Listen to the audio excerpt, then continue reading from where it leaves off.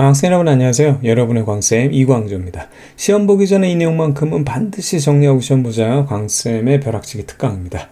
자, 2022 개정교육과정 통합과학 2입니다. 2학기 기말고사에 해당하는 내용 살펴보도록 할게요. 자, 우선 생물과 환경 단원인데 이 단원 되게 쉽습니다. 그래서 선생님이 중요한 내용들만 짚고 넘어갈 테니까 여러분들 요것들만 잘 정리하면 되겠습니다. 자, 우선 생물하고 그리고 그 생물이 살고 있는 환경에 대한 내용, 그리고 얘네들이 서로 상호작용하는 내용 살펴볼 건데, 뭐 우리가 연극으로 비교하면 이제 주인공이 되겠고, 주인공들, 그 다음에 요게 이제 무대가 되는 겁니다. 그죠? 배경이 되는 그런 내용입니다. 그래서 우리가 이제 생태계, 그죠? 생태 시스템을 살펴보게 되면 생물적 요소와 비생물적 요소가 있는데, 생물적 요소들이 바로 이제 생물들이라고 하면 비생물적 요소가 바로 환경 요인인 거죠. 그래서 우리가 이제 생물적 요소는 크게 생산자, 소비자, 분해자, 뭐 예를 들어 얘네들이 뭐 풀떼기들이라고 하면 그거 먹는 동물들이고, 그 다음에 얘들 죽었을 때 이거를 분해하는 미생물들, 이렇게 해서 분해자 세 가지로 나눌 수 있고요. 환경 요인은 뭐 여러 가지 있죠. 뭐 빗물, 공기, 토양, 온도. 쉽게 말하면 생물적 요소 제거한 나머지 환경적 요인들 다 해당한다고 보면 됩니다. 그래서 이 그림이 다 모든 걸 잘 설명해 놓고 있어요.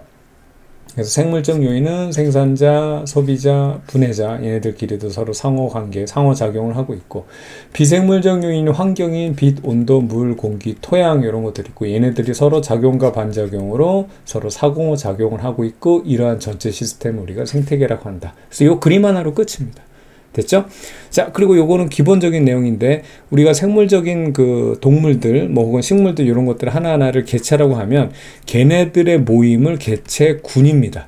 그렇죠? 그래서 하나의 종을 얘기할 때, 근데 이러한 종들이 여러 종들이 있었잖아요. 우리 앞 클립에서도 살펴봤지만 그런 걸 우리가 군들의 집합체라고 해서 군집이라고 하고요. 그런 군집들이 이루어져서 이제 모여서 생태계를 이룬다. 요거 하나 정리를 해두면 될 것 같습니다. 뭐냐면 개체. 하나하나 개체, 그 다음에 걔네들이 모여서 개체군, 그 다음에 군집들, 생태계, 이렇게 보면 되겠어요. 자, 지금부터는 생물과 환경이 어떻게 상호작용하는지 정리하는 건데요. 요 이제 빛에 대한 내용이 가장 좀 많이 나오고, 나머지는 뭐 별거 없습니다. 우선은 환경 중에서 빛과 생물이 서로 상호작용하는 것 중에 빛의 세기에 관련된 게 있어요. 빛의 강도입니다. 강도. 그래서 빛에 따라서 그 식물이 그 빛의 방향에 따라서 굽어자라는 거랑, 그 다음에 잎의 두께와 넓이가 빛의 세기와 관련이 있다든지, 이게 좀 포인트인데, 빛이 센 곳에서는 빛이 강하기 때문에 깊은 곳까지 투과할 수가 있어요. 그래서 잎들이 두껍습니다. 그쵸? 반면에 빛의 양이 적은 곳에서는 얘가 깊은 곳까지 투과를 못해요. 그쵸? 그래서 얘네들이 잎이 얇아요. 대신에 얘네들이 최대한 빛을 많이 받기 위해서 어떻게 되냐면, 이게 깊게 못 들어오니까 대신 얇지만 넓게 잎들이 넓적합니다. 그래서 최대한 표면적을 늘려서 그래도 최대한 빛을 많이 받아서, 빛 받아서 뭐 하려고요? 아니, 광합성 해야 될 거 아니에요. 그쵸? 바로 요겁니다. 그 다음에 빛의 파장에 따른 게 이제 요거는 물 속에서 나오는데, 바다 깊이에 따라 도달하는 빛의 파장에 따라서 이 환경에 따라서 거기에 존재하는 서식하는 생물의 형태가 여기에 적응해서 달라진다, 그 얘기입니다. 우선 빛에 도달한 빛의 양을 보게 되면 적색이 파장이 짧아요. 에너지가 작고, 청색이 에너지가 큽니다. 요거 가운데 있는 뭐 황색광은 중간으로 보면 되죠. 빨주노초, 파남보 요거거든요. 그러니까 여러분 빨간 레이저랑 파란 레이저랑 그거 생각하면 돼요. 빨간 레이저는 흔하죠. 동네 문방구에서 1,000원이면 팔지만 에너지가 약하기 때문에 그래요. 블루 레이저는 사기도 힘들고, 이거 아무나 못 삽니다. 이게 굉장히 세기 때문에. 자, 그래서 여기 깊이에 따라서 얘가 들어오는 요 빛들의 파장에 따라서 여기 존재하는 쉽게 말하면 여기 녹조류, 갈조류, 홍조류 이런 바다 생물들의 이제 차이가 발생하게 되는데, 요것만 주의하면 돼요. 적색광, 이게 약간 보색광, 이제 보색광인데, 적색광에 해당하는 거가 필요한 애들은 이제 녹조류, 뭐 갈조류는 중간에 껴있으니까 이건 신경 쓸 거 없고요. 그 다음에 청색광이 깊게 들어간 애들을 여기에서 깊이에 있는 것까지는 이제 홍조류가 여기까지 분포한다는 겁니다. 그러니까 이게 대칭이 되죠. 빨간색인데 녹색이고, 그 다음에 여기가 이제 파란색 빛인데 여기가 이제 홍조류니까, 그러니까 빨간색이고, 요것만 조금 기억해두면 됩니다. 이거 이외에는 뭐 안 나오니까 이걸 단편적으로 하나 알아두면 됩니다. 요거 이제 한 문제거리니까. 자, 그 다음에 일조 시간과 번식의 관계입니다. 이게 성호르몬 분비에 따라서 이게 달라지는 건데, 대표적으로 뭐 새 같은 경우는 일조 시간이 길었을 때 짝짓기를 많이 하게 되고 성호르몬이 많이 분비돼서, 그 다음에 이제 뭐 사슴 같은 거, 노루 이런 애들은 이제 가을이 돼가지고 일조 시간이 짧아져요. 이제 밤이 길어지면 그때 이제 성호르몬이 많이 분비되면서 얘들이 짝짓기를 한다. 그래서 이거 여러분들 좀 기억하기 쉽게 한다고 예전에 선생님 통합과학 EBS 강좌할 때 사슴들 보고 얘네들도 뭘 아는 거죠? 막 이러면서 에로 사슴들이에요. 이렇게 얘기해서 이거 좀 기억하기 쉽게 하려고 그랬더니 PD가 NG를 내더라고요.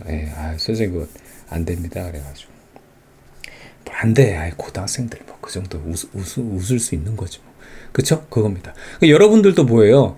지금 이제 고등학교 1학년이라서 거의 이제 끝났다고 봐야 되나? 그렇긴 한데, 진짜 여러분 중학교 1, 2학년 때 잠 많이 자야 돼요. 그러니까 잠을 많이 잔다기보다는 12시에는 잠이 깊게 들어가 있어야 성호르몬이 어떻게 된다? 이제, 성호르몬. 그거는 이제 성장 호르몬이 많이 분비됩니다.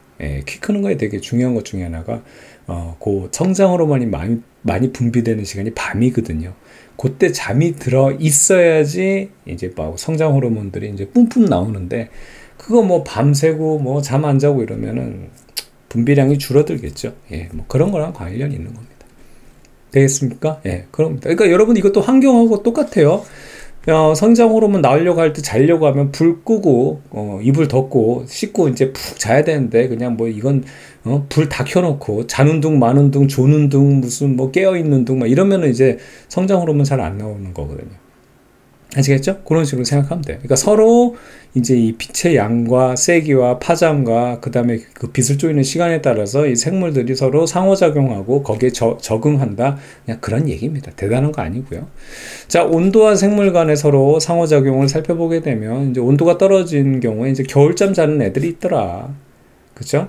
그 다음에 이제 거기에 적응해서 북극여우, 사막여우 이런 것들 나오면 되는 거고요. 식물에서는 이제 은행나무 같은 경우 혹은 단풍 같은 경우 이제 막 낙엽을 떨어뜨리고, 온도가 떨어지면, 온도가 높았을 땐 푸르른 잎사귀를 가지고 있으나 이제 온도가 떨어지면 낙엽을 만들어서 떨어뜨린다. 뭐 이런 것들. 그러니까 읽어보면 다 맞출 수 있는 내용들입니다. 별 내용 없죠? 좋습니다. 그 다음에 자, 물과 생물의 관계를 살펴보게 되면 주로 이제 물이 소중하다 보니까 수분을 보존하는 개념의 내용들이 나오면 돼요. 뭐냐면 곤충 표면에 키틴질이라는 거, 이게 이제 물 증발 막는 거고, 사막 도마뱀의 비늘, 그 다음에 알 껍데기들, 뭐 새들의 알 같은 거 얘기하는 겁니다. 그 다음에 이제 농도 짙은 오줌, 그러니까 물의 양이 적은 거예요. 요소량만 많은 거고, 다 이런 것들은 우리가 몸 밖으로 물이 나가는 거, 수분을 보존하기 위해서, 나가는 걸 막기 위해서 그런 어떤 생물들이 적응한 결과다. 혹은 요게 이런 환경에 따라서 상호작용한 결과다. 이제 우리가 이렇게 얘기하는 거고요. 식물로 보게 되면 이제 뭐 선인장, 알로에 같은 경우는 이제 잎의 면적을 줄여서 수분을 보존한다 이거예요. 잎사귀가 넓적하면 거기서 증발이 많이 돼. 증산작용이 많이 일어나잖아요. 그래서 막 이제 선인장 같은 경우는 거의 가시, 아주 뾰족해가지고 표면적이 아예 그냥 없애버릴 듯이 만들어 놓은 그런 상황. 그러니까 그런 식으로 이제 진화가 된 거고.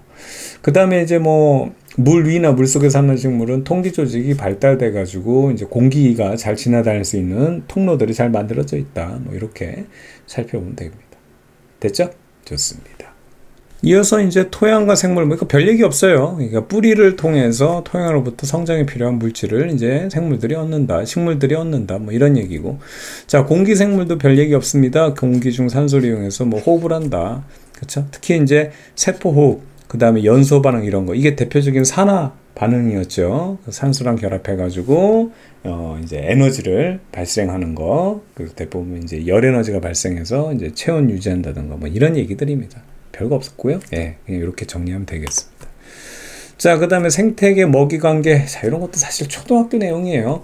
자, 먹이 사슬이란 건 뭐냐면 생산자로부터 1차, 2차, 3차 혹은 최종 소비자까지 요 관계를 먹이 사슬이라고 그러고, 먹이 그물은 그 먹이 사슬의 얽힘을 얘기하는 거예요. 그러니까 지금 이렇게 생산자와 1차 소비자, 2차 소비자, 3차 소비자, 요걸 우리가 먹이 사슬이라고 하면 요런 거 하나하나가 다 먹이 사슬들이거든요. 요런 것들이 다 먹이 사슬인데, 요런 것들이 여러 개가 있어서 얽혀 있으면 이거를 먹이 그물이라고 한다. 이게 먹이 그물. 이게 그냥 요거 하나하나가 먹이 사슬. 여기 또 먹이 사슬. 뭐 이런 식으로 체크하면 되는 거죠. 됐죠? 자, 그 다음에 생태계에서 에너지를, 이제 요게 여러분들이 통합과학에서 이제 처음 배우는 건데, 자, 우선 하위 영양 단계를 뭐라 그러냐면 이제 먹이고요. 그 다음에 상위 영양 단계를 포식자라고 얘기하는 겁니다. 그쵸? 이 단계별로 하위가 밑에 먹히는 놈들이고, 상위, 그 위에 있는 애들이 먹는 놈들이고, 그거에 대한 영양 단계, 즉 에너지 단계를 우리가 살펴보는 건데, 자, 상위 영양 단계로 갈수록 전달되는 에너지 양이 준다는 거예요. 이거 당연한 겁니다. 왜냐면 여기 밑에 있는 애들을 다 죽은 애들도 아니고 걔들도 살아있잖아요. 그러니까 지네들이 살아가는 데 필요한 에너지를 쓰고 남는 것들만 어떻게 되냐? 이게 상위 포식자들로 가기 때문에 이게 상위 포식자로 갈수록, 즉 상위 영양 단계로 갈수록 전달되는 에너지 양은 줄 수밖에 없는 겁니다. 그래서 상위 포식자들이 많이 먹어야 되는 거예요. 많이. 예. 아시겠죠? 자기네들이 쓰고 남는 것들만 전달되기 때문에 상위 영양 단계로 갈수록 전달되는 에너지 양은 뭐라고요? 줄어든다. 작다라는 겁니다. 됐죠? 자, 그 다음에 요거 하나 보세요. 바로 물질의 이동하고 에너지 이동입니다. 물질 이동은요, 생물과 비생물 환경 사이를 그냥 온 사방을 다 순환을 해요. 그러니까 결과적으로 뭐 생산자가 1차 소비자, 2차 소비자, 3차 소비자, 그리고 분해자 거쳐가지고 다시 환경으로, 다시 자연으로 되돌아가고 이런 식으로 순환을 하는데, 에너지는요 그렇게 순환하는 게 아니고 오직 한 방향으로만 이동합니다. 그래서 결과적으로 에너지는 생태계 밖으로 빠져나간다. 즉 우리가 아까 연소 반응 얘기했잖아요. 세포호흡 같은 경우도 보면 에너지를 만들고 그 에너지의 일부를 쓰잖아요. 근데 그 만들어진 에너지, 대표적인 에너지, 그러니까 사실 제일 많은 에너지는 열의 형태예요. 열 에너지예요. 이 열 에너지가 다 어떻게 되냐면 생태계 밖으로 빠져나갑니다. 그래서 여러분 그 지구온난화 같은 거 보게 되면 뒤에서 선생님 자세히 설명하겠지만, 지구온난화는 일반적인 자연의 흐름 방향이에요. 그걸 우리가 엔트로피 법칙이라고 합니다. 뭐든지 에너지를 만들면 그 에너지 최종 전환 형태는 열이거든요. 그래서 열 에너지를 살아있는 애들이 다 살아있기만 한다면, 다른 쓸데없는 짓 안 하고, 그리고 우리가 생명 활동만 해도 다 열 에너지 형태로 생태계 밖으로 빠져나기 때문에 지구는 더워질 수밖에 없어요. 아시겠죠? 그래서 지구온난화가 그러면 문제다. 그게 이제 문제가 뭐냐면, 여러분들이 잘 알아야 되는데, 지구온난화는 잘못이 없어요. 지구온난화라는 것은 이게 자연의 흐름입니다. 대신 지금 문제라고 하는 건 지구온난화의 속도가 문제입니다.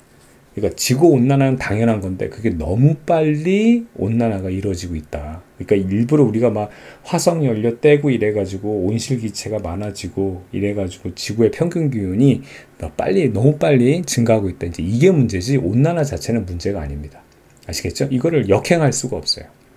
그래서 다시 한번 정리하면, 에너지는 항상 한 방향으로 이동해서 생태계 밖으로 빠져나가기 때문에, 이 빠져나가는 열 에너지를 우리가 에너지의 흐름을 기준으로 봤을 때는 이제 계속 공급을 받아야지만 생명 활동이 필요한 거예요. 그러니까 생명 활동을 할 수 있는 거예요. 그래서 생태계 유지에 태양 에너지가 반드시 필요하다는 이유가 뭐냐면, 태양 에너지로부터 받은 공급 에너지, 그렇죠? 그래서 공급 에너지를 받고 그 다음에 생태계 밖으로 빠져나가는 에너지가 결과적으로 갖게 되는 겁니다. 아시겠죠? 그래서 태양 에너지가 우리가 생명 유지에 굉장히 중요하다. 그런 얘기 하나 짚고 넘어가면 되겠습니다. 자, 그 다음에 생태 피라미드, 요거 어렵지 않고요. 요 세 가지만 잘 기억하면 되는데, 그 중에서 가장 핵심을 개체수로 여러분 생각하면 됩니다. 순서대로 생산자 1, 2, 3차 소비자로 나타냈는데, 우선 개체수가 여기 보면 생산자가 제일 많아요. 그쵸? 그 다음에 1차가, 그 다음 2차에서 최종 포식자가 제일 수가 적어야지만 자연 생태가 유지되잖아요. 그래서 이런 형태로 피라미드다, 그 얘기를 하는 겁니다. 자, 생체량이란 건 뭐냐면은 이게 생물 무게예요. 생물 무게를 우리가 하나하나 비교를 하게 되면 여기 풀떼기 하나보다는 맨 끝에 있는 호랑이가 제일 무겁죠. 근데 그게 아니라 이게 개체수랑 연결되는 거예요. 워낙 밑으로 갈수록 개체수가 많기 때문에 이 풀떼기들의 전체 양, 그쵸? 전체 양을 따지고 보면 호랑이 양 전체 합친 것보다도 훨씬 크다는 얘기입니다. 그래서 개체수가 위로 올라갈수록 줄어드는 것처럼 생체량도 위로 올라갈수록 줄어드는 거고, 아까 살펴봤지만 위로 올라갈수록, 즉 상해 영양 단계로 갈수록 에너지 양도 줄어든다는 거. 그래서 요 세 가지가 다 피라미드 형태라는 겁니다. 그래서 에너지량, 개체수, 생체량, 이 중에서 개체수를 기준으로 해서 생체량은 같이 따라가는 거고 에너지량도 같이 따라간다 봐도 돼요. 되겠죠? 이렇게 정리하면 되겠고요. 자, 생태계 평형 살펴볼게요. 개체군 사이의 먹의 관계, 요거는 바로 개체수의 영향과 관련이 있습니다. 이거 당연한 건데, 포식자가 많아요. 그럼 잡혀먹는 애들은 그냥 작살나는 거죠. 그쵸? 포식자 잡아먹는 애들이 줄어들어요. 그럼 어떻게 되는 거예요? 얘네들은 살판나는, 잡아먹힌 애들은 살판나는 거죠. 그래서 피식자의 수가 늘어나게 되는 겁니다. 됐죠? 예, 그래서 이런 거 먹이 관계는 개체수의 영향이라는 거 어려운 내용 아니고요. 자, 먹이 관계가 복잡할수록, 이거 선생님 지난 클립에서도 얘기했지만, 메뉴가 다양할수록 생태계 평형이 유지된다, 그 얘기죠. 그죠? 그래서 우리가 김치찌개를 좋아한다고 해도 맨날 김치찌개만 먹어요. 근데 무슨 기상이변 때문에 배추들이 그냥 다 얼어 죽었어. 그럼 어떻게 돼? 김치찌개 못 먹는 거야. 그럼 우리 김치찌개만 먹으면은, 김치찌개 못 먹으면 죽는 거지 뭐. 그죠? 그러면 안 된다는 거죠. 김치찌개 없으면 된장찌개도 먹어야 되고, 미역국도 먹어야 되고, 다양한 거 먹을 수 있어야 된다, 그 얘기예요. 그래야지만 생태계가 보존되고, 그죠? 그런 생태계를 우리가 이상적으로 보는 거죠. 자, 우선 여기 생태계 A 한번 볼게요. 이렇게 단편적으로, 그렇죠, 먹이 관계가 있어요. 풀, 메뚜기, 개구리, 뱀. 이 중에서 만약에 메뚜기가 무슨 특별한 일 때문에 얘네들이 갑자기 무슨 병이 걸려서 다 그냥 전멸했다, 그러면 연쇄적으로 개구리 죽고 뱀 죽고 해가지고 생태계가 파괴된다는 거예요. 그런데 이렇게 먹이 그물이 복잡해요. 그렇죠? 먹이 관계가 복잡해요. 그럼 아까처럼 메뚜기가 죽었다 하더라도 여기 개구리, 매 이렇게 해서 연쇄적으로 죽는 게 아니고, 그쵸? 예를 들어서 메뚜기가 죽으면 개구리는 죽을지 몰라도 들쥐는 풀을 먹고 살 수 있단 말이죠. 그걸 갖다가 매가 잡아먹을 수 있고, 그 다음에 이런 식이에요. 이런 식으로. 그쵸? 예, 다양하게. 그러니까 메뉴가 많을수록 좋다, 그 얘기고. 그래서 생태계를 보호하기 위해서는 이제 골고루 먹어라. 다 먹는 얘기로 선생님이 하는 건데, 메뉴가 우선 많아야지. 그리고 골고루 먹어야 된다, 그 얘기입니다. 근데 재밌는 게 뭐냐면, 사실 이 질문을 해야 되는데, 선생님이 EBS 하고 이럴 때도, 이 질문 하는 애들이 하나도 없더라고. 다 알아서 그러나? 그러니까 예를 들어 들쥐가 죽거나, 토끼가 전멸했거나, 그래도 뱀은 토끼만 먹는 게 아니라 들쥐를 먹기도 하고, 개구리도 먹기도 하기 때문에, 이렇게 먹이가 다양하면, 어떻게 뱀이 살 수 있다, 이렇게 선생님 설명을 했는데, 봐봐요. 풀이 죽으면 어떻게 돼요? 라는 질문이 나와야 되거든. 풀이 죽으면 다 전멸이에요. 다 전멸. 그래서 우리가 환경을 보호해야 된다고 얘기하는 겁니다. 다 알아서 질문 안 한 거겠지? 그죠? 예, 이거 죽으면 다 작살나요. 다. 그래서 환경 보호, 생태계 보호해야 되는 것 중에 하나가 바로 이런 겁니다. 되겠죠? 좋습니다. 자, 그 다음에 생태계 평형의 회복 과정. 이것도 쉬워요. 세 개 중에서 어느 거가 먼저 됐는지 그거는 당연히 문제에서 다양하게 나올 수 있는데, 가장 일반적인 게 가운데 있는 애 건든 겁니다. 얘네들의 변화에 따라서 여기도 영향받고 여기도 영향받아요. 우선은 일반적으로 여기 한번 가운데 있는 것도 한번 살펴볼게요. 1차 소비자가 일시적으로 증가됐어요. 그럼 여기는 얘네들은 먹이죠. 1차 소비자의 먹이죠. 그럼 얘네들은 작살나는 거예요.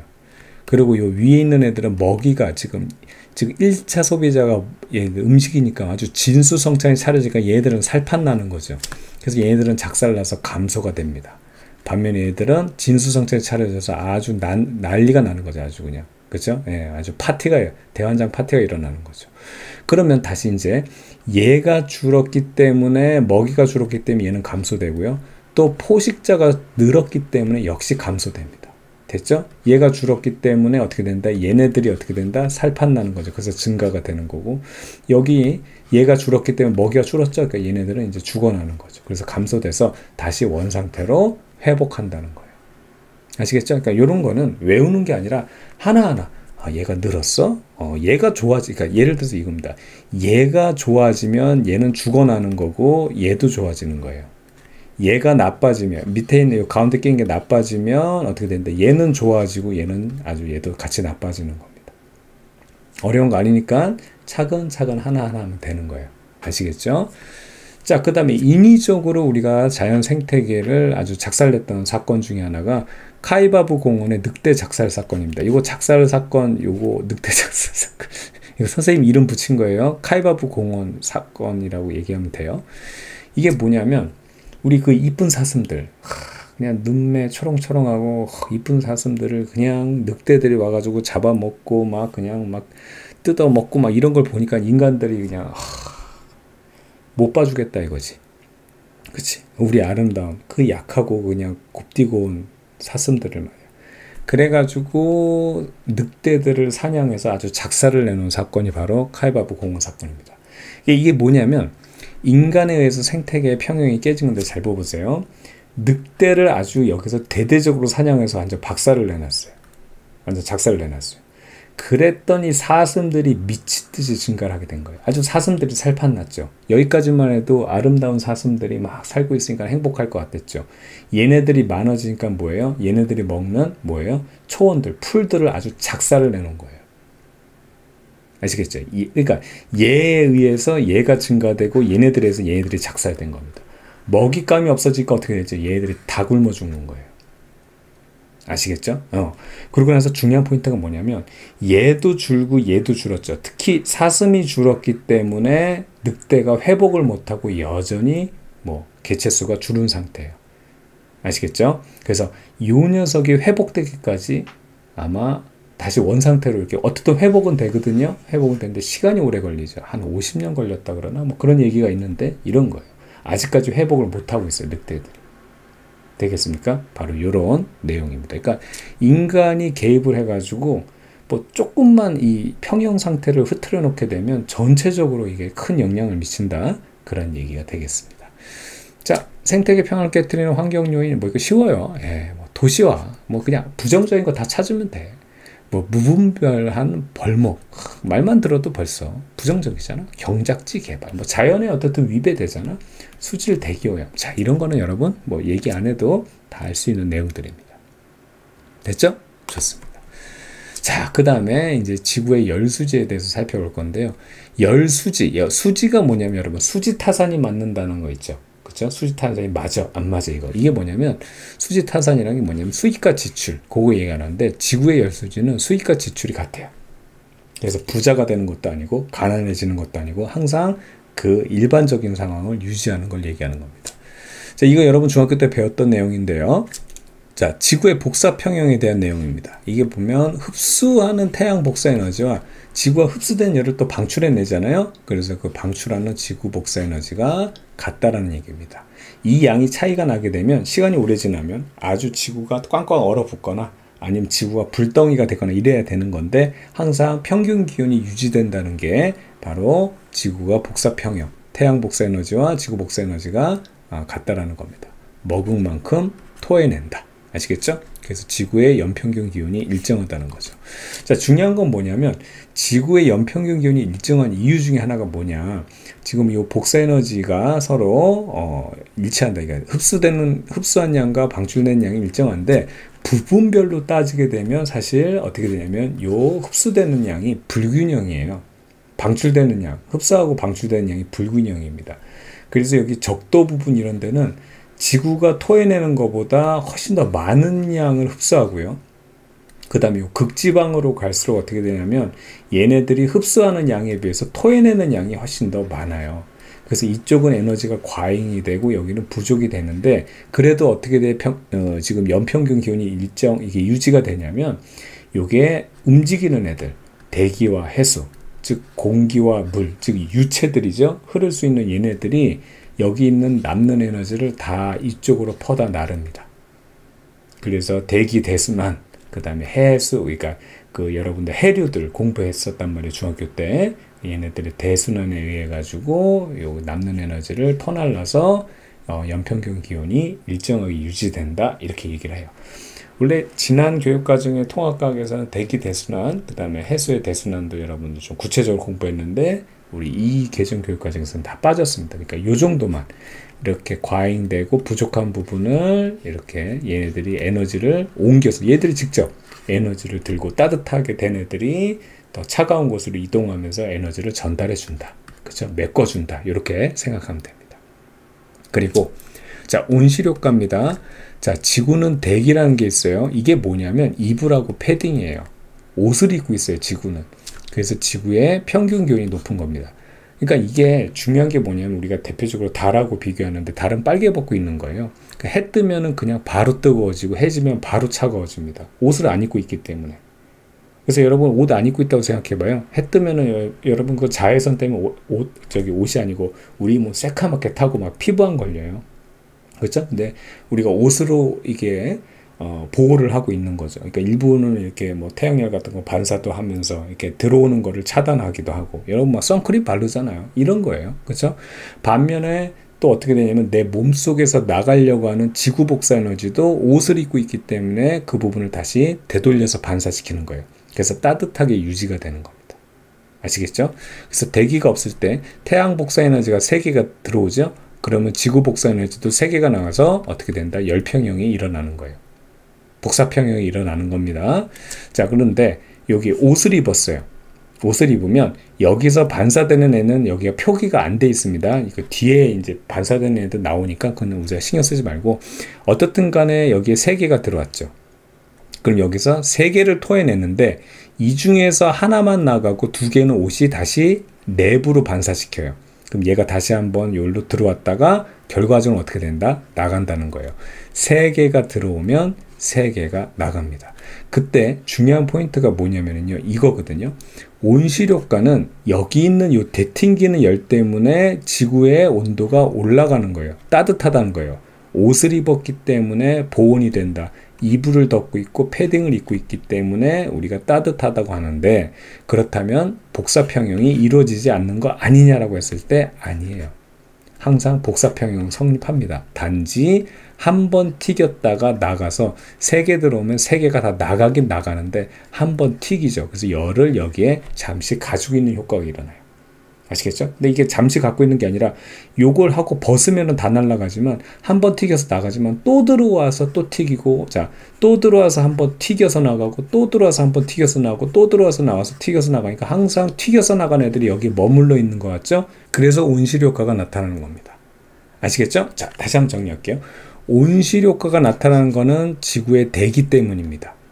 그렇다면 이 온실 효과, 지구의 대기 때문에 지구의 복사평형이 깨집니까? 아니라는 거예요. 복사평형은 성립하고 있다는 겁니다. 이거 중요해요. 자, 그럼 이제 온실기체는 뭐냐 그러면 여러분들 제일 많이 틀리는 게 이산화탄소가 이제 이게 순서대로 많은 양이거든요. 이 구성 성분의 이제 양대로 나타나는 건데, 수증기가 제일 많아요. 그러니까 온실기체가 나쁘다고 생각하면 안 돼요. 온실기체가 없으면 우리 못 살아요. 생명체가. 옷을 안 입고 있으면 해 뜨면은 그냥 바로 뜨거워져 가지고 우리 다 익어버리고요. 해 지면은 바로 얼음처럼 얼어버립니다. 저기 달이 그렇거든요. 달이. 그렇죠? 정확히 몇 도인지는 기억 안 나는데 해 뜨면은 무슨 뭐 저기 막 뭐 70도 80도 막 100도까지도 올라가고, 해 지면은 막 영하 막 거의 100도까지 떨어지고. 예, 이거 뭐 정확한 숫자는 여러분 한번 찾아보세요. 뭐 그거 나 머릿속에 없어 그런 거. 어쨌든 그래요. 아시죠? 후라이팬 달군 것처럼 그냥 뜨거워지고 막 확 식어버리고 이러기 때문에. 되겠죠? 그래서 온실기체는 수증기가 가장 많습니다. 그 다음에 이산화탄소예요. 그러니까 우리가 온실효과가 문제라는 건 뭐라 그랬죠? 이게 온실기체의 양이 갑자기 우리가 산업화 이런 것 때문에 증가가 되는 거예요. 뭔가를 자꾸 태우면, 뭐 대표적인 뭐 화석연료 이런 거 있잖아요. 하다못해 포도당만 해도 태우는 거, 우리가 태우는 거 있잖아요. 그렇죠? 우리가 세포 같은 거. CH가 들어있어요. 다 성분이. 거기에 O2 이렇게 산소가 결합하게 되면 결과적으로 CO2, H2가 노폐물로 나오게 됩니다. 그렇죠? 여기 수증기라는 거 온실기체잖아요. 그 다음에 CO2 온실기체입니다. 이산화탄소 이렇게 되는 거죠.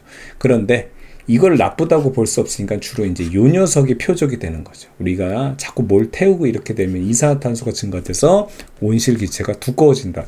그러니까 어느 적당한 옷을 입어야 되는데 한여름에도 막 두꺼운 패딩을 입고 있으니까 덥잖아요. 너무 더우니까 이게 문제가 발생한다. 이제 이런 식으로 얘기하는 겁니다. 되겠죠? 이렇게 정리하면 되겠고요. 이게 열 수지가 뭐냐면은요, 이제 열을 돈이라고 생각하면 되고, 수지가 이제 여러분 수지타산 맞는다 그러죠. 그러니까 돈의 수입과 지출이 같은 것처럼 열의 수입과 지출이 같다, 그 얘기를 얘기하는 거예요. 그래서 이걸 여러분이 처음에 좀 어렵게 생각하는 게 뭐냐면, 화살표도 복잡해 보이고, 그 다음에 뭐 숫자들 여러 개 나오는데 이거 숫자 외우는 거 아닙니다. 그냥 주어지는 대로 우리가 다 풀 수 있고요. 그 다음에 이 주체를 구분하지 못해서 그래요. 그러니까 주체를 그냥 단순하게, 자, 태양과 지구로만 하게 되면 이게 중상과학인데 이걸로 끝이거든요. 근데 여기 뭐냐면 이 지구를 다시 지표와 대기로 나눠서 조금 더 이제 디테일하게 보다 보니까 여러분들이 처음에 약간 혼란스러울 수 있는 거죠. 그리고 핵심은 수지타산이 맞아야 된다 해서 복사평형인데, 태양이 주체긴 한데 여기서 결과적으로 수지타산을 맞출 때는 이게 흡수와 방출, 즉 지구 입장에서 그냥 흡수와, 그러니까 받은 거와 토해낸 거, 내보낸 거, 그것들이 똑같다라는 거, 그걸로 맞추면 되는 거예요. 자, 그 다음에 이게 온실효과 때문에 약간 복잡한 형태가 나타나는데 그래도 복사평형을 이룬다. 요게 이제 핵심 포인트입니다. 그럼 우선 처음부터 가장 간단한 기본부터 볼게요. 태양과 지구 전체를 보게 되면 이 그림에서 왼쪽 편과 오른쪽 편을 나눠서 보는 거예요.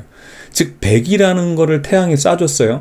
근데 실질적으로 누가 반사를 했던, 대기가 반사하고 이제 지표가 반사하는데 그 중에서 30을 그냥 애당초 튕겨냈어요. 그럼 얼마 흡수했다는 얘기예요, 지구가.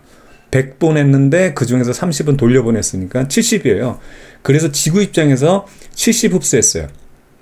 됐죠? 그럼 방출되는 것도 얼마? 복사평형이 일어나면 70 방출한다. 이게 끝입니다. 이게 중3이에요. 그걸 약간 디테일하게 보면, 잘 보세요. 흡수하는 것만 보면 되죠. 여기서 지표부터 항상 먼저 얘기할게요. 47 지표가 흡수하고 23을 어떻게 된다? 대기가 흡수했어요. 합치면 70. 그럼 내보내는 것도 어떻게 되냐면 70이 돼야 되는데, 여기서 잘 보게 내보낼 때는 지표가 얼마 내보냈냐면 12를 내보내고 대기가 58을 내보내서 70입니다. 이게 왜 달라지냐면 이게 바로 대기 때문에 그래요. 이게 온실효과 때문에 그렇습니다. 그러니까 그게 왜 그런지는 우선 신경 쓰지 말고 이 그러니까 지금 수지, 타산만 이렇게 맞춰주면 돼요. 흡수하고 방출이 똑같다. 이거는 태양과 지구 전체를 보는 거예요. 이제 주체를 바꿔보겠습니다. 지표로 바꿔볼게요. 지표. 여기에요. 여기 지표. 그럼 이것도 흡수와 방출이 똑같아야 되는데 지표 흡수 따져볼 때 이때는 이걸 전체 가로로 다 보는 거예요. 그래서 지표만 보는 거예요. 지표만. 자, 이 지표만. 아시겠죠? 그럼 잘 보세요. 흡수되는 게 얼마냐면 47 흡수했죠? 그리고 여기서 요게 이제 여러분 제일 헷갈려 하는 건데, 대기의 재복사에서 이 대기가 다시 튕겨내는 건데 지표로 튕겨내는 거거든요. 이 튕겨내는 거 어디로 가요? 요게 바로 지표가 다시 재흡수하는 겁니다. 지표가 재흡수. 아시겠죠? 이게 온실효 효과거든요. 그래서 흡수되는 걸 보면 47 태양으로부터 흡수한 거 있고, 대기 때문에 원래 나가야 되는데 다시 재흡수되는 게 98이에요. 그래서 145입니다. 두 개를 더하면. 그 다음에 지구가 그러면 이제 지표가 방출하는 거 보면 얼마? 145 그대로 나오죠. 그래서 끝이에요. 단순하죠? 네, 좋습니다. 이제 마지막입니다. 대기로 보는 거예요. 대기. 자, 대기가 흡수하는 걸 보게 되면, 여기서 보게 되면 이것도 대기는 이걸 보는 거예요. 이렇게 가로로 다 보는 거예요. 자, 그럼 봐봐요. 대기 얼마? 23 흡수하고, 그 다음에 지표가 방출해서 대기로 흡수되는 게 얼마? 133이에요. 둘 합치면 얼마? 156입니다. 간단하죠? 그럼 방출하는 것도 얼마? 156이 돼야 된다. 이거죠. 그럼 방출하는 거 보게 되면 잘 보세요. 여기서는 요겁니다. 우주로 방출하는 거 58. 다시 여기 지표로 되튕겨내는 거 98. 즉 58과 98 합치면 얼마? 156. 이렇게 해서 끝나는 거예요. 어떻게 보는지 알겠죠? 자, 다시 한번 선생님이 정리할게요. 태양과 지구 전체를 볼 땐 이렇게 해서 여기서 보는 거예요. 그 다음에 지표로 봤을 때는 이렇게 보는 거예요. 아, 이거 왜 안 보여? 이렇게 보는 거예요. 이렇게 봐서 얘랑 얘랑. 됐죠? 여기 흡수고 방출 요거고. 그 다음에 대기를 볼 땐 또 어떻게 본다? 요렇게 보는 거예요. 아이, 이거 뭐 자꾸 흰색이. 그냥 빨간색? 빨간색으로 다시 할게요. 요렇게 보는 거예요. 아시겠죠? 그럼 흡수되는 거 23, 그 다음에 여기서 133. 됐죠? 그 다음에 나가는 거는 이렇게 나가고 이렇게 나가는 거 58과 98. 이렇게 해서 끝나는 겁니다. 이렇게 간단한 내용이고요. 자, 그 다음에 마지막으로 온실기체가 만약에 두터워진다 그러면 어떻게 된다? 여기서 방출되는 양, 그쵸? 요것이 늘어날 것이다. 예, 요런 정도 여러분들 체크하면 되겠고, 당연히 그 뭐 여기까지는 안 물어볼 것 같은데 방출되는 게 늘어나려면 당연히 흡수되는 양도 늘어나야 되겠죠. 예, 그래서 요런 상황이 지구 열수지니까 여러분 어렵게 생각할 필요 없습니다. 그래서 이제 이 내용을 여러분은 이제 한 두세 번만 이렇게 좀 이렇게 해보면은 숫자를 외울 필요가 없고요. 만약에 이제 여기에 문제에서 구멍을 뚫어놔요. 이게 숫자 같은 거 여기서 이런 것들 하나씩 구멍 뚫어 놓으면 이제 우리가 이런 연습을 해봤기 때문에 이거 값을 우리가 바로 계산해 낼 수 있는 거죠. 되겠죠? 좋습니다. 자, 이제 마지막으로 지구 온난화 중에서 이제 원인 온실기체량이 많아진다. 그래서 옷이 점점 두꺼워지기 때문에 처음엔 얇은 옷 입었는데 이제 자꾸 패딩 입고 패딩도 2벌, 3벌 입고 이렇게 두꺼워지니까 평균 기온이 올라간다 그 얘기고 뭐 당연한 얘기입니다. 화석연료 사용량 증가되고 지나친 산림 벌채 그 다음에 과도한 가축 사용 뭐 다 부정적인 얘기 쓰면 돼요. 그렇죠? 그 대책은 온실기체 배출량을 줄이자 이 얘기입니다.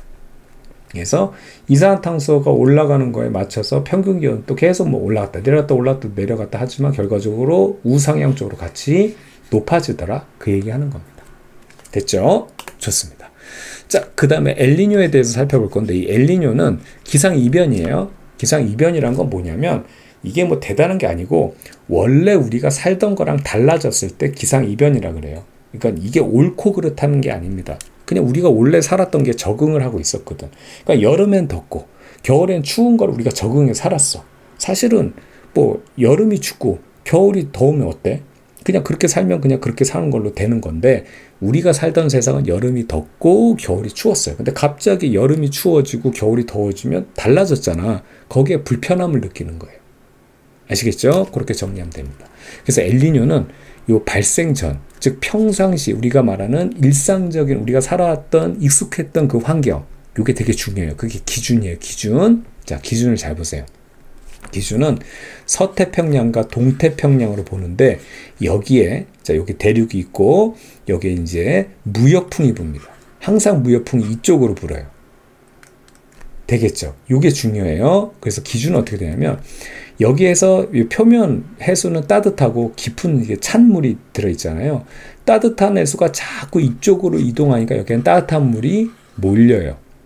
그리고 따뜻한 물을 자꾸 이쪽으로 이동시키면 여기는 점점 얇아지고 어떻게 되냐면 찬물이 여기를 채우려고 올라와요. 즉 여기는 따뜻한 물, 여기는 찬물이 존재하는 게 바로 이 지역의 환경입니다. 일상적인 환경이에요. 그래서 봐봐요. 서태평양은 표층 수온이 높아요. 따뜻한 물이 몰려있기 때문에. 반면에 동태평양, 여기는 페루연안 지역입니다. 서태평양은 인도네시아고요. 여기는 표층 수온이 낮아요. 됐죠? 여긴 찬물, 여긴 따뜻한 물. 이유는 무역풍 때문이에요. 자꾸 따뜻한 물 이쪽으로 옮겨놔서. 그러면 잘 봐요. 따뜻한 물 위에 있는 공기는 데워져서 상승기류가 생겨요. 공기가 올라가면 뭐 생기죠? 구름이 생깁니다. 이거 중학교 때 굉장히 뭐 여러분들 잘 공부해서 알 거예요.